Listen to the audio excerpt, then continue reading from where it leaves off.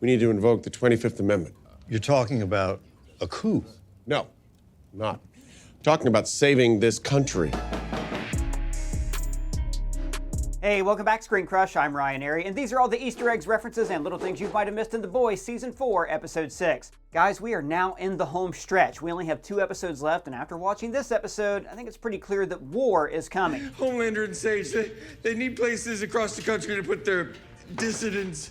He's talking about internment camps. Now, as always, I want to note that this show is super political, and we want to break down all of the political references that the creators of the show are making, as well as the messages that they are conveying. We understand that talking politics can be uncomfortable for a lot of people, but there's just no way to avoid it when it comes to this show. And also, that's what's great about it. If it makes you uncomfortable, that's kind of the point. The Boys has become a brilliant social commentary piece on our modern politics and the extreme divides in our country. Also, last week we failed to mention why Starlight is having trouble using her powers. A little later, we're going to discuss the identity crisis that each of these characters are going through, especially Butcher. But as for Starlight, we think it's clear that her inability to use her powers is similar to what we saw with Spider-Man and Spider-Man 2. Peter Parker was also having an identity crisis and questioning who he wanted to be, resulting in him being unable to use his powers. I'm Spider-Man.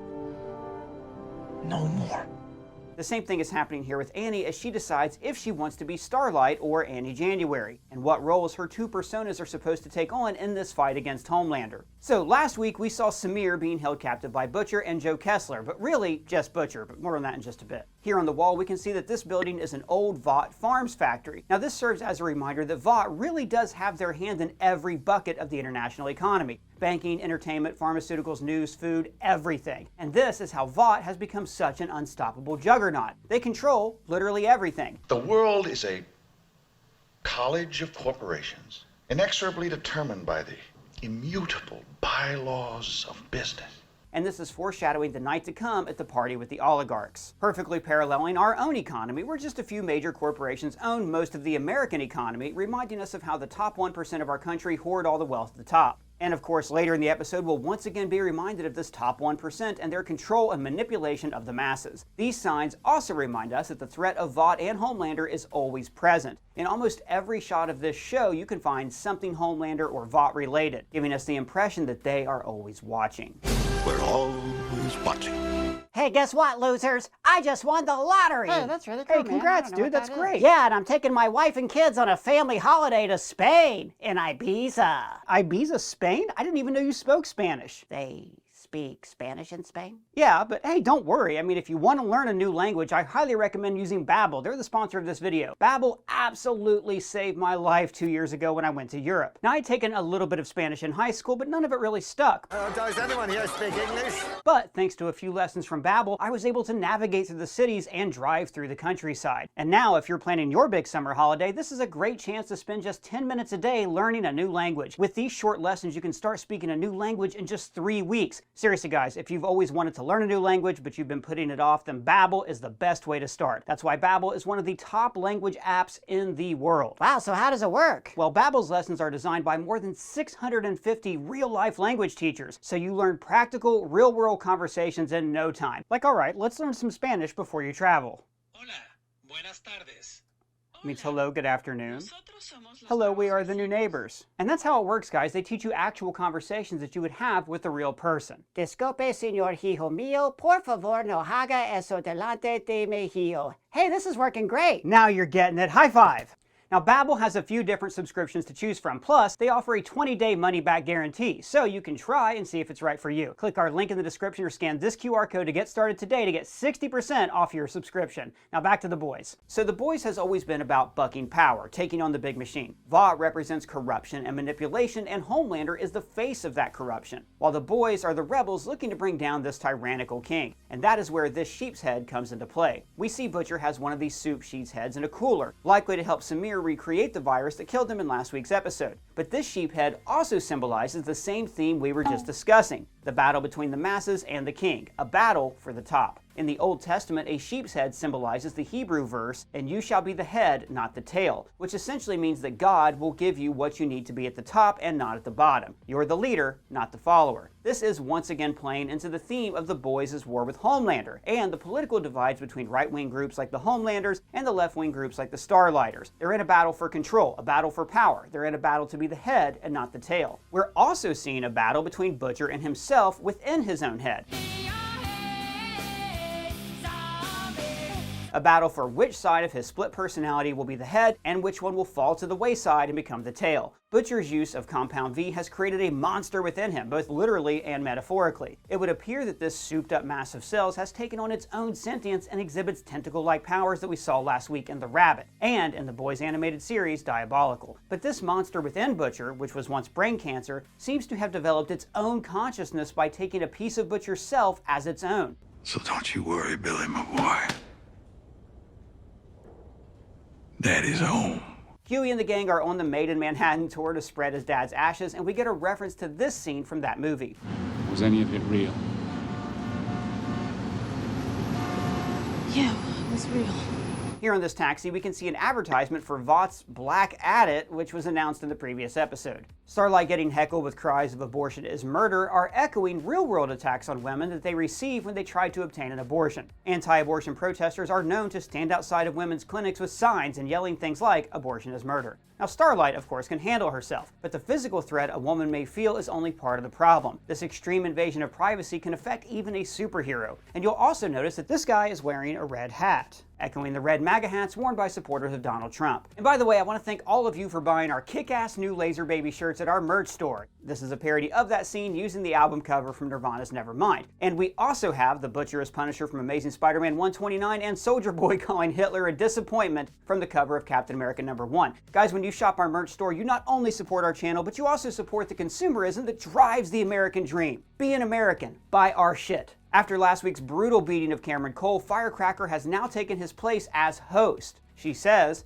"Are Jewish space lasers brainwashing you into joining their shuls?" a reference to an actual Republican Congresswoman, Marjorie Taylor Greene. Starlight says, Homelander was seen putting suits together like an army? and I found this line so eerie because I think it's foreshadowing the war to come, and that Homelander is indeed preparing for a violent takeover when Newman ultimately betrays him. We could even see him use his supes and home teamers to commit a violent insurrection, halting the certification of Singer and Newman's election win. And I love that Starlight mentions them maybe needing to bring Butcher back into the fold, because she knows the war is coming and they'll need one of their best soldiers for this fight. You want to talk to Tech Knight? No, he's having a Federalist Society party tonight. Now, the Federalist Society is a right-wing conservative group that advocates for textualist and originalist interpretations of the Constitution. To get into the party, they're going to need the help of Webweaver. Now, you'll remember our very own Lee Mazzio caught that this guy was on Ryan's video game right here, and we heard mention of Webweaver here in episode 4. Straight up Webweaver's stinky spider. Heroin enemas don't come cheap, my son. When they arrive at Webweaver's apartment, we see that his place is covered in spider webs, just like Peter Parker's room in Tobey Maguire's first Spider-Man movie. So you, make your own web fluid in your body? Does it just come out of your wrists, or does it come out of anywhere else? At Tech Knight's party, we meet the Republican Speaker of the House, and he says, Might have taken 18 rounds of voting, but we got there, didn't we? a reference to how Republican Speaker Kevin McCarthy had to go through 18 rounds of voting before getting his hands on that speaker's gavel, only to be removed from that post a few months later. Tech Knight says, "Oh, Captain, my captain." a reference to Dead Poets Society. Captain, my captain. Tech Knight also mentions his series The Whole Truth, which we saw a commercial for in episode 4 this season. And then Tech Knight goes on to brag about his old money. Old money being very common amongst the mega wealthy. That's money that has been inherited and passed down through generations, getting bigger and bigger and bigger. While working class people, like those that Firecracker feels she represents, stand no chance of becoming this level of wealthy no matter how hard they work, because the system is rigged against them. Those people, Pete, those people up there, the rich and the powerful, they do whatever they want. Guys like us, you and me, they don't care about us.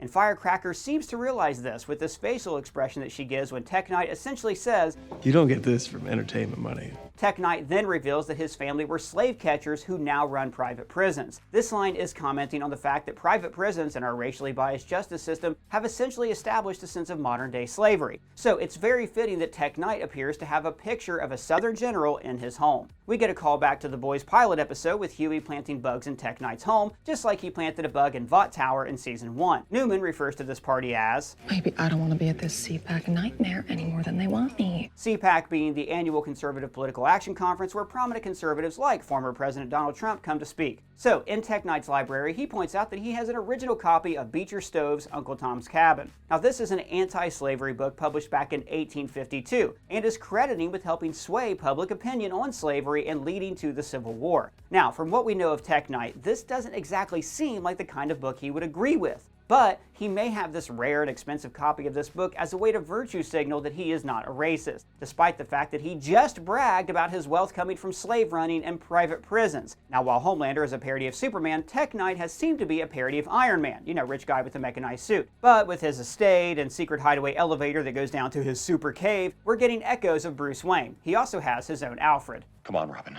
To the Batcave. We haven't one moment to lose. Back at Vought Tower, we finally see Black Noir 2 without his mask, and fun fact for you, this is the same actor who has played Black Noir for the entire series. In Noir's talk with the Deep, we hear him talk about how he gets his rocks off from hurting and killing people. Violence is power. Reminding us that the Deep definitely won't be one of those to flip on Homelander. He will be part of his army. Despite Homelander's mistreatment of the Deep, he is too cowardly to ever stand up to him, and he's a genuinely terrible person. Now, back at the party, we hear the speaker spewing some nonsense about abortion bans, and I absolutely love this daydream of Newman blowing up her own head. It echoes Homelander's dreams about lasering down that crowd of people at Newman's rally, but it once again shows that she's different from Homelander. Homelander imagined killing others, while Newman imagines killing herself. Yes, she's a corrupt politician, but she is more aligned with Starlighters than Home Teamers, and this conversation with the speaker is foreshadowing how uncomfortable she's going to be associating with that side of the aisle. When Newman says, "I just had abortion mansplained to me by a guy who refuses to be alone with any woman who isn't his wife." This is a reference to former Vice President Mike Pence and how he refused to be alone with a woman without his wife present. We also learn that Sister Sage's grandmother was a Black Panther. The doctors didn't care about saving some old ex-Black Panther, and they told my parents there was nothing to be done. Now, I can't really get a read on Sage. She obviously doesn't agree with the Home Teamers' politics. I mean, she's too smart. But she is eerily hungry for power. So I think that it's still up in the air on whether or not she'll stick with Homelander or ultimately betray him. Or he may betray her after she embarrassed him during his pitch to these elites. And after this conversation between Sage and Newman, Because you remember what it's like being a little girl who no one listens to. I'm starting to lean toward thinking that Sage will join Newman and the boys in their takedown of Homelander. This may have even been her plan all along. And despite the milky ending to this episode, I think that Firecracker may be part of the resistance to take down Homelander as well. Colton, take it away. Yeah, so don't get me wrong, I cannot stand Firecracker, but I couldn't help but feel a little sorry for her in this episode. At this fancy party, she feels very out of place. She doesn't like the fancy food, and when she tries to talk to Homelander, Newman, and Sage, Sage says this. Firecracker, it's kind of a private conversation, but I'm sure the bar has some Sunny D and Everclear. Essentially calling her white trash. Now, I love this scene so much because it's giving great commentary on our current political divide. Working class whites who grew up in poverty have been abandoned by both major political parties. And in this episode, we see these rich white elites who totally look down upon their own electorate. Firecracker, on the other hand, represents those who have been manipulated by the far right and their elites like the ones at this party. Those who have been convinced to vote against their own interests, and in this moment, Firecracker appears to be realizing that the elites running her party look at her like she's trash, and they are just using her to appeal to their base so that they can get the votes to get in power and enact their anti-worker agenda. I think that Firecracker is slowly but surely realizing that the same purpose that she's been selling to her audience has been sold to her by Homelander and these elites. Well, that and the same commentary on the betrayal of the working class is continued with these posters we see in the old Vought Farms factory. They have anti-worker and anti-union signs posted around the factory, such as "Talking causes accidents" and "Unions can't, we can," with Black Noir on the poster. And earlier we saw this Countess poster that reads, "Don't be a time thief." And guys, I'm surprisingly loving A-Train's hero arc. I never thought I'd be able to forgive him for what he did to Huey's late girlfriend Robin, especially with how nonchalant he acted about the whole thing. But he's really grown on me over these past few seasons, and especially this season. I mean, A-Train was crucial for the boys in taking down Stormfront, and he's going to play a major role in bringing down Homelander. And you know what? If Huey can forgive him, so can I. I forgive you.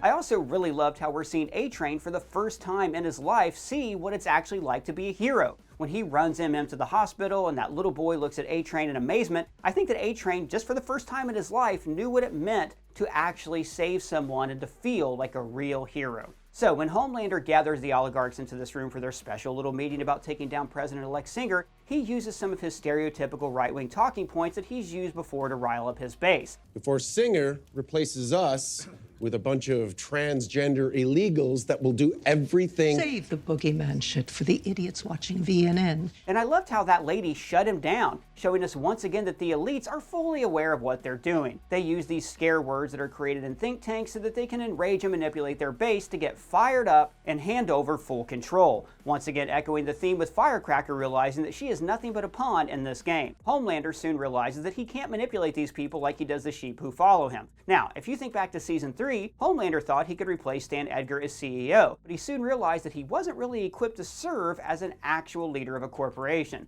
With the changes around here, our EBITDA margins will drop a tiny bit. How do you want to handle that on the earnings call? Hello, darkness, my old friend. This embarrassed Homelander the same way that we're seeing him embarrassed now, but it also made him realize that he needs competent people on his side who will tell him when he's wrong, and not just sycophants. I'm surrounded by sycophants and f***ing imbeciles. It's just that you make a lot of really great points, sir.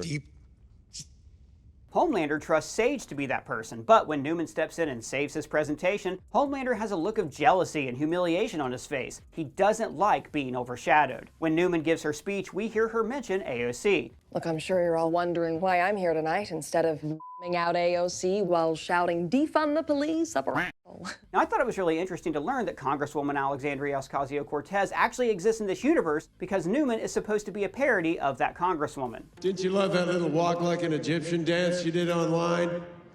So fun. Newman shows in this speech that she is very talented at telling people what they want to hear. There are no nations. There's Apple, Exxon, and Berkshire Hathaway. Corporations are the real superpowers here. Her claim that democracy was never what the founders intended was once again playing into the theme of an elite few controlling the masses which these elite view as stupid, unimportant, and laborers for their empire. Down in Tech Knight's sex dungeon, we see Huey and the gang sending some contributions from Tech Knight's bank account to left-wing causes. There was $40 million to progressive Senator Elizabeth Warren, $100 million to Black Lives Matter, and $65 million to the Innocence Project, a nonprofit that works to use DNA evidence to free people who were wrongly imprisoned. And speaking of wrongful imprisonment, this is where things get scary. Homelander has been working with Tech Knight to use his private prisons to contain anyone who dissents from his rule. Essentially, these would be internment camps. Homelander and Sage, they need places across the country to put their dissidents. He's talking about internment camps.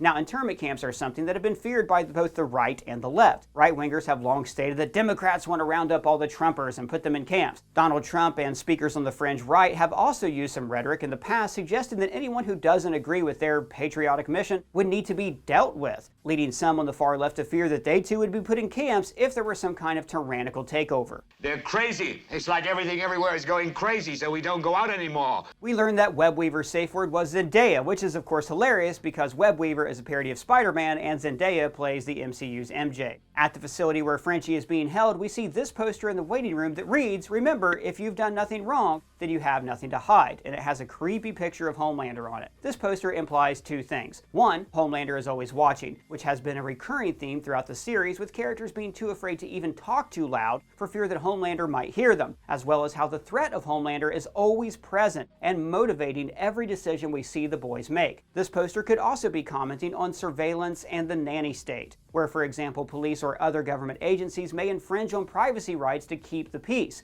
and they'd use the argument that if you're innocent, then you have nothing to hide. But the counterpoint to this argument is that regardless, you should be entitled to your privacy. Okay, so now things get weird, but hey, it wouldn't be the boys if it didn't.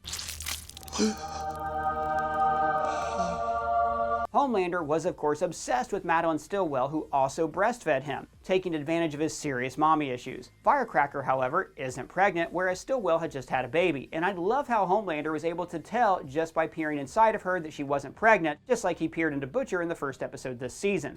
You're not pregnant. There's a long regimen of drugs a person can take to make it happen.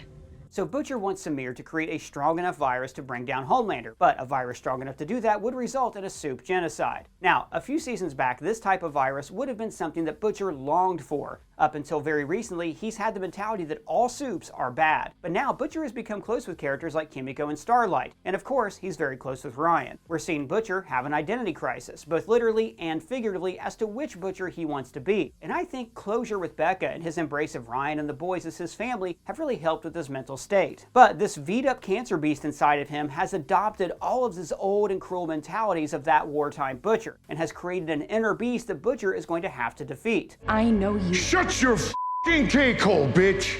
And oh my god, was this reveal epic. I mean, we've kind of assumed this is where they were going. Butcher has already been hallucinating Becca, who represents his better nature and sympathetic side, and it just made sense for Kessler to be another figment of his imagination. But when we see Kessler turn and tell Becca to shut up, oh my god, brilliant. This was the perfect way to reveal that Kessler existed within Butcher's own mind. Wait a minute. You can see her. But that he is in his own way a separate entity, the entity of the V'd-up cancer cells. And I personally just feel like this reveal that Butcher is in a battle with his own self perfectly symbolizes every character in this show. Homelander, Starlight, Kimiko, MM, Huey, A-Train, Newman, Firecracker, all of these characters are having their own identity crisis. Homelander is struggling to know what kind of father he needs to be to Ryan. Starlight is stuck between being Annie January and her soup self, Starlight, and we're seeing that amplified with her struggle to use her powers. Kimiko has been battling her own past since season 1 and trying to convince herself that she is not the monster or the weapon that she was made to be. MM is always combating his OCD. Huey is learning to balance his need for attachment with the importance of letting go. A-Train is trying to decide what kind of hero he wants to be. Newman is divided between obtaining power or doing the right thing and standing by her morals. And Frenchie is sitting in jail because he can no longer live with the terrible things he did in his past. And Firecracker, well, she may be stupid, but she's not dumb. I can handle things, I'm smart! She knows she's on the wrong side of this fight, but now she has to decide if that's where she wants to be. So guys, big shout out to the writer of this video, Colton Ogburn, the guy who's trapped eternally in our television but doesn't know it, so please don't tell him. You can find his social links below. And those are all the Easter eggs that we caught in this episode. If you caught any, let us know in the comments or at me on Twitter. And if it's your first time here, welcome to the channel. Please subscribe and smash that bell for alerts. For ScreenCrush, I'm Ryan Airy.